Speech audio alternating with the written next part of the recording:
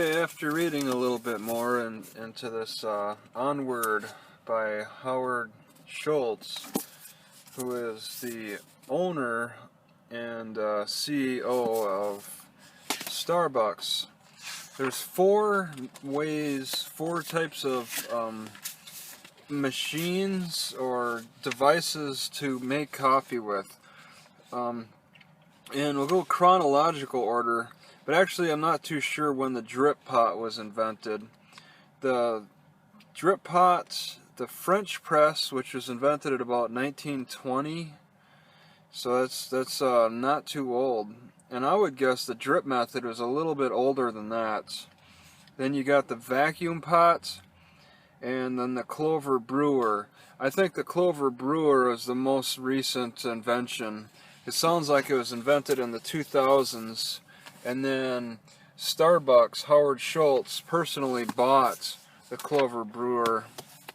Fascinating videos to watch of the Clover Brewer in action. It's also fascinating to watch how the others work too. The French press and the vacuum pot. I've never really dealt with them. I don't really drink coffee, but I find it interesting how there's so much information in making it. I grew up when coffee was just something that you'd find in the cafeteria, made just quickly in a drip pot. But the French press is supposed to bring out the flavors better than the drip. But you have to make sure that the coffee seeds are coarse. Howard Schultz personally prefers the French press. But this Clover became very interesting to him, and enough so that he bought it too. So there's that. So you're not gonna be able to have a Clover brewer in your home. It's very expensive, and since Starbucks owns it outright, they're exclusively using it. But that's kind of a vacuum seal, similar to the vacuum pot. The vacuum pot you could have in your home, but man, that looks like quite a process, quite a difficult process to deal with. The French press would be the easiest way to make coffee.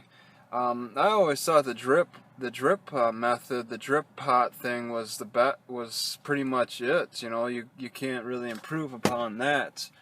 But the French press is better, and I looked at prices for the French press, and it's not too expensive, $20–30. That's about the same price as a lot of drip pots. So you're not paying a lot extra for the French press. Now I'm not exactly sure about how espressos are made. That's something I need to look into.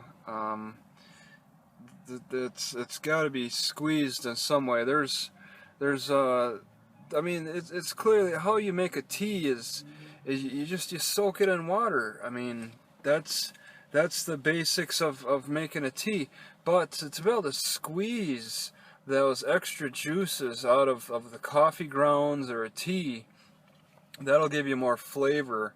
And I was thinking it'd be pretty cool to use a French press for tea, and then I find out that there's a tea press too. So something a little on a smaller scale than a French press, you'll find a tea press. Because I don't feel like I'm getting the best out of using the tea ball. This is the only way I make tea. All right, it's I think some flavor is still trapped in the teas. So it's something to consider with the French press or tea press. I would just need a nice fine filter to use, something along the lines of this to be able to press against the tea.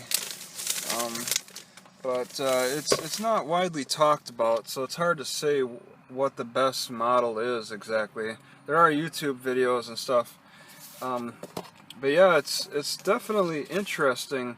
You know, it's not just about soaking coffee granule or heating water up, soaking coffee granules in the water, and then adding sugar, and that's supposed to make it good. There's methods to use too.